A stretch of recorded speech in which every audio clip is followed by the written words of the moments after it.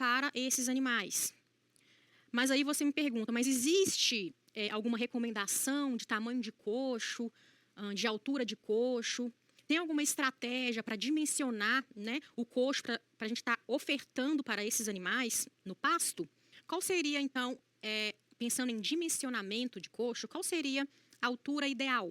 Né, eu vou sugerir aqui alguns dimensionamentos, dependendo do tipo de suplementação a pasto que será ofertado. Com relação à altura e profundidade, independe do tipo de suplemento, tá bom? Então, a altura, geralmente, a gente coloca entre 60 e 70 centímetros, que seria aí uma altura que vai adequar a animais adultos, tá? E a profundidade?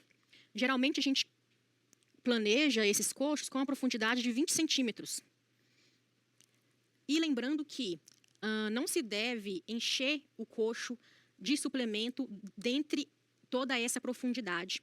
Por quê? Para não ter perca, para a gente não, quando o animal for consumir, não cair no chão, se ventar muito forte, a gente não ter desperdício, né, do suplemento. Então, a gente preenche aquela profundidade do coxo no máximo em 2/3 de sua profundidade. Tá ok? E com relação ao comprimento de coxo, qual que é o comprimento que eu devo dimensionar o meu coxo? Se eu estou ofertando o sal mineral, geralmente utiliza de 5 a 6 centímetros por unidade animal. Essa unidade animal a gente considera 450 quilos.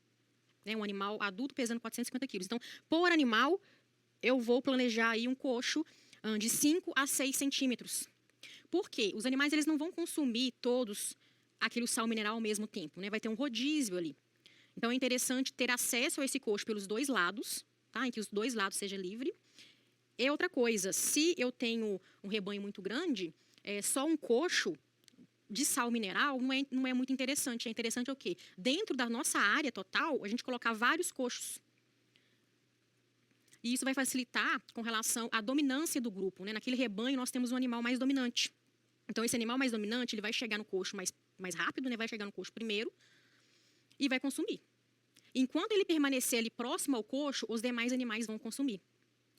Na hora que ele se afasta do coxo, ele decide dar uma volta e pastejar em outro local, a tendência é que todos os outros animais acompanhem esse dominante. Então, pode acontecer de alguns animais ficarem para trás, não ingerirem o suplemento. Então, se eu tenho mais coxos, né, com esse dimensionamento espalhados na minha área total, eu vou favorecer que todos os animais consigam ingerir. Então, é comum a gente encontrar em sistemas extensivos, né, que é mais fácil de enxergar isso, animais heterogêneos, um grupo de animal heterogêneo. Por quê? Porque nem todos os animais, mesmo que se ofereça uma quantidade suficiente de suplemento para aquele animal, a gente não consegue controlar se o animal realmente vai ingerir aquele suplemento. Então, por isso que é interessante a gente estar atento a essa questão de dimensionamento e estruturar os coxos de forma estratégia para que todos os animais tenham acesso. Se eu vou trabalhar com proteinado de baixo consumo, então eu posso calcular aqui 15 centímetros. Aproximadamente 15 centímetros por animal.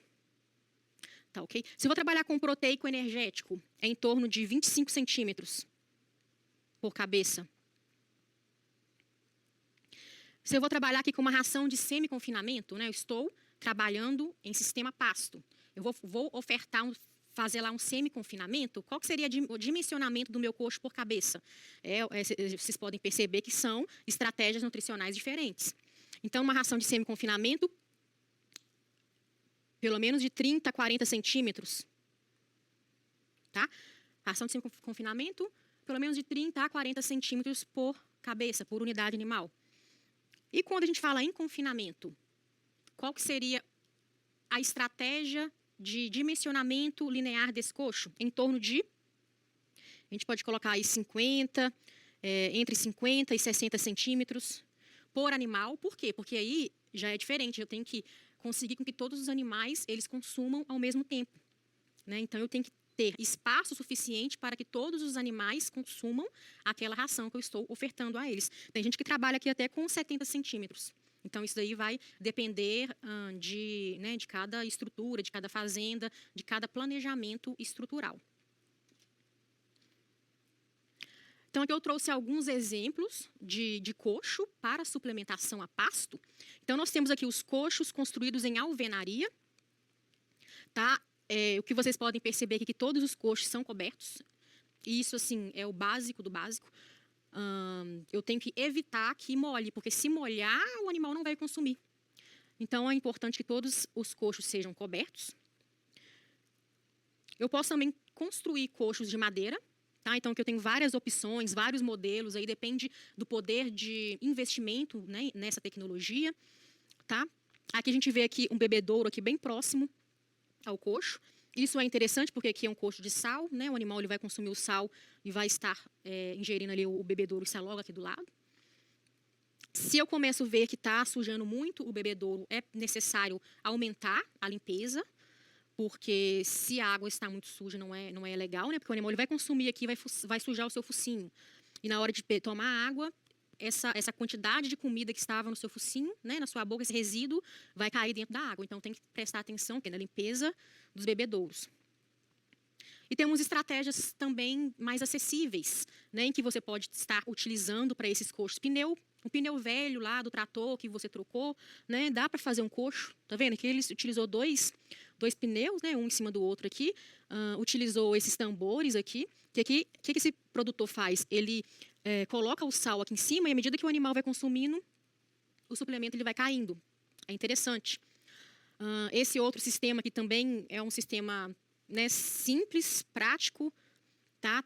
Não é caro, né? Então não é desculpa eu não ter dinheiro para investir em suplementação, né? Para planejar o meu coxo. Então depende aí da criatividade do produtor e existem várias outras maneiras que você pode aí estar estruturando o seu coxo de forma a poder incrementar a nutrição dos animais. E aí a gente tem algumas ações que auxiliam no consumo do animal. Se eu vejo que o consumo está muito alto, é aquilo que eu falei anteriormente, o animal ele não pode consumir em excesso. Alguns vão consumir mais do que os outros, né? Então a gente tem que prestar atenção nisso também.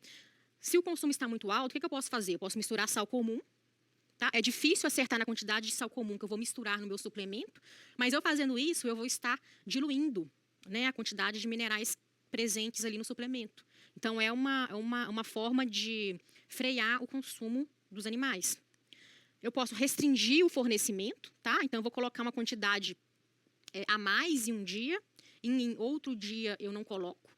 Então, isso vai fazer com que o animal ele consuma e no outro dia não vai ter. Então, o animal ele vai se educar para consumir o suplemento, né? Então, não vou ter mais esse problema, né, do animal ter um consumo muito alto.